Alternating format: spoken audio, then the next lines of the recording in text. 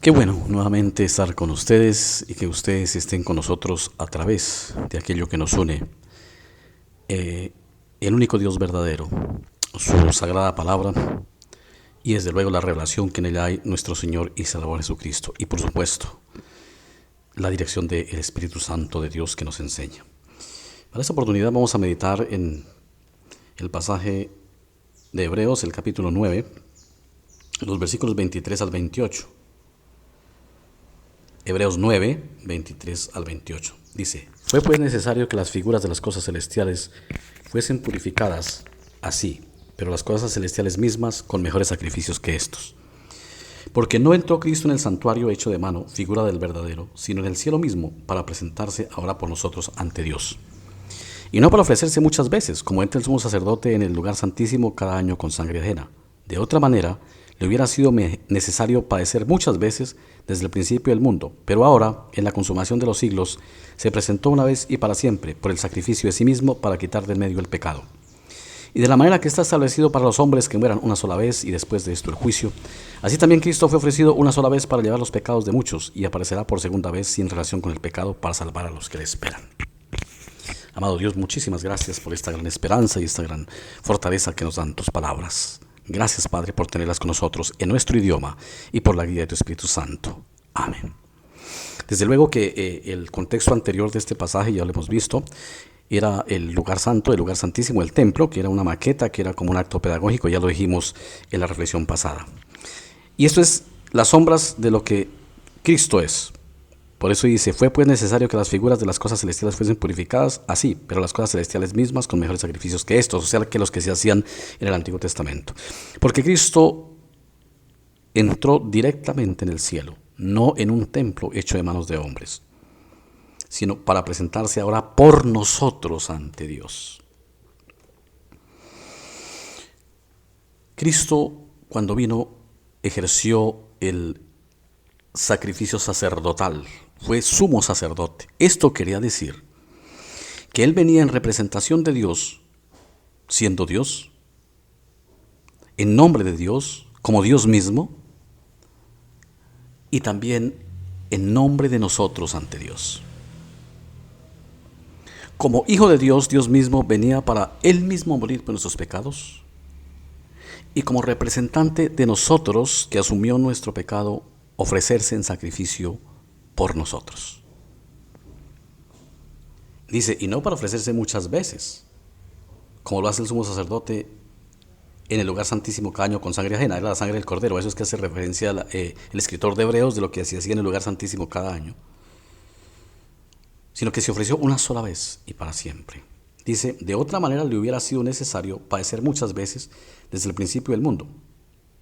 Pero ahora, en la consumación de los siglos, y aquí encontramos otra pista, la consumación de los siglos, el fin de los siglos son sinónimos, el fin de los tiempos, al final de los tiempos, vuelve y nos ratifica que con Cristo, con el nacimiento de Cristo y toda su obra redentora hasta su resurrección, se marca el principio del fin de los tiempos. O sea que nosotros, los que vivimos ahora, y todas las generaciones que han venido desde Cristo y las que haya hasta el fin, hemos vivido el fin de los tiempos, estamos viviendo el periodo del Nuevo Testamento, el fin de los tiempos. Dice, pero ahora en la consumación de los siglos se presentó una vez para siempre por el sacrificio de sí mismo para quitar de medio el pecado. Una vez para siempre como sacrificio de sí mismo para quitar de medio el pecado. Los sacrificios del Antiguo Testamento, que eran repetitivos todos los días, lo mismo que los sacerdotes, porque se morían, no quitaban el pecado, cubrían el pecado. Le cubrían el pecado a la gente de la presencia de Dios, pero no lo quitaban. El sacrificio de Cristo lo quita, lo limpia, o sea, lo quita para siempre. Cada pecador, cuando el Señor por su misericordia lo lleva a la fe cristiana, le es limpiado su vida del pecado, su alma, su ser le es limpiada del pecado. Ya queda purificado una vez y para siempre, por la sangre de Cristo. Eso es lo que nosotros, hermanos, no podemos entender y a veces, y diría que siempre, nos cuesta aceptar, porque nuestra mente no logra entender esto. Porque nosotros decimos, pero ¿cómo siendo yo un vil pecador? Soy santo ante Dios. Nos cuesta, pero eso es exactamente lo que Dios hizo. Y que nos cueste entenderlo es normal, porque nosotros no superamos la mente, ni la bondad, ni el amor, ni la misericordia de Dios. Dios está por encima de nosotros. Y por eso Él dice que mis caminos no son, nuestros caminos ni nuestros pensamientos son los de Él. Una cosa pensamos nosotros, otra cosa es lo que Él es, y lo que Él es perfecto. Con un sacrificio una vez y para siempre quitó los pecados de nosotros. Por eso ya no se necesita repetir más sacrificios, sino confiar en el único sacrificio de nuestro Señor y Salvador Jesucristo por nuestros pecados. El Evangelio no es una enseñanza de normas y leyes para cumplir. A veces equivocadamente se dice, obedezca el Evangelio. Cuando se dice obedezca, nos están dando a entender de que hay un poco de normas que el Evangelio trae que hay que cumplir. Pero eso no es cierto, porque la que nos decía obedezca las normas es la ley, no el Evangelio.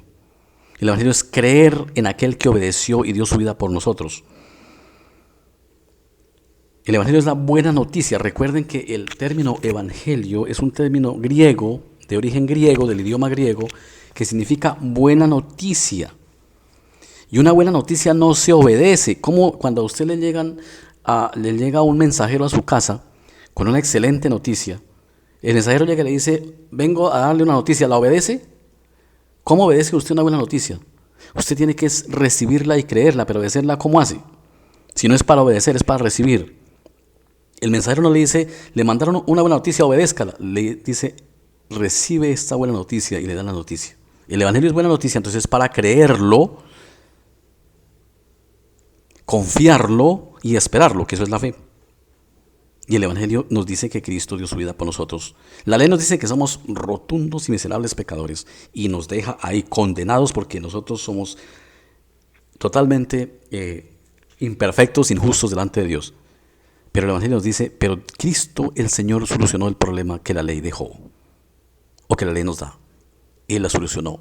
Ahora ya ustedes son salvos por la sangre de Cristo. Eso es el Evangelio. ¿A eso qué tenemos que obedecerle? No, tenemos que creerle. Y luego dice, y de la manera que está establecido para los hombres que mueran una sola vez y después de esto el juicio, está establecido para los hombres que mueran una sola vez y después de la muerte el juicio, esto es la resurrección por supuesto. Así también Cristo fue ofrecido una sola vez para llevar los pecados de muchos y aparecerá por segunda vez sin relación con el pecado para salvar a los que le esperan. O sea que la salvación, que es en la resurrección, es cuando Él venga. Lean, hermanos, con mucho cuidado, les invito a que lean ese versículo, pues toda la Biblia, pero este versículo en particular de esta parte del texto. Vea lo que nos está diciendo. Así también Cristo fue ofrecido una sola vez para llevar los pecados de muchos y aparecerá por segunda vez, o sea, cuando Él venga, aparecerá, quiere decir parucía, venir, aparecer, sin relación con el pecado, luego sí para salvar a los que le esperan. O sea que es después de la venida de Cristo, cuando hay la resurrección, en que ya la salvación está, o sea, es resucitado el creyente para estar con Él, ser salvo de la condenación. Eso es lo que nos está diciendo el texto, para salvar a los que le esperan. Oremos. Amado Dios, muchas gracias porque tú nos das la salvación. Y el Evangelio tenemos que creerlo, confiarlo y esperarlo. Ayúdanos, Señor, a confiarlo y esperarlo, a creerlo, a estar seguros en Él, a afianzarnos en Él. Danos fe, mucha fe, aumentanos la fe en la maravillosa gracia, en la maravillosa promesa de nuestro Señor y Salvador Jesucristo, de manera que nuestros corazones estén esperanzados y aún en medio de las dificultades, contentos, gozosos por lo que tú nos has dado. Gracias, Padre, por tu amor y tu misericordia. Gracias, Padre, por tu bondad. Encomiendo a todos los hermanos y todos los oyentes en tus manos. Por Cristo Jesús. Amén.